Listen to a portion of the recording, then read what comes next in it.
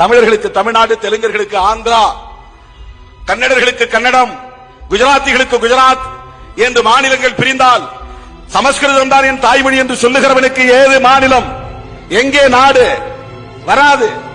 ஆகவே மொழிவழி தேசியம் வளரக்கூடாது என்பதுதான் இந்துத்துவா செயல் திட்டம், அதுதான் பிராமண செயல் திட்டம், அதுதான் RSS உள்ளிட்ட சங் பரிவார்களின் அல்டிமேட் செயல் திட்டம், அதி உச்சமான செயல் திட்டம்.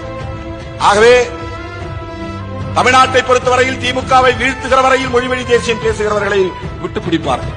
அப்படியே விட்டுரும். அவன் கையில் தான் கயிறு இருக்கு. நீ எவ்வளவு வேணாலும் போலாம், என்ன வேணாலும் பேசி, திமுகவை திட்டியா திட்டு, பெரியாரை திட்டியா திட்டு, அது வீழணும். அவனுக்கு இங்க இருந்த the fragmentation of vote bank, வாக்கு வங்கி சிதறடிக்கணும். அது ஒரு ஸ்ட்ராட்டஜி. அவனுக்கு யார் வந்தாலும் நீ கட்சி ஆரம்பி. தமிழ்நாட்டில் நடிகர்களை காட்டினா ஓட்டை பிரிக்க முடியும். யாரெல்லாம் செல்வாக்குள்ள நடிகர்களோ எல்லாத்தையும் தூண்டி விடுவான். போய் ஓட்டு போய் ஒரு கட்சி ஆரம்பி, என்ன திட்டிக்கோ, பணமும் உனக்கு தரேன் என்ன திட்டுறதுக்கு, எவ்வளவு வேணாலும் என்ன பத்தி பேசு, ஆனா நீ ஓட்டை பிரிக்கணும்.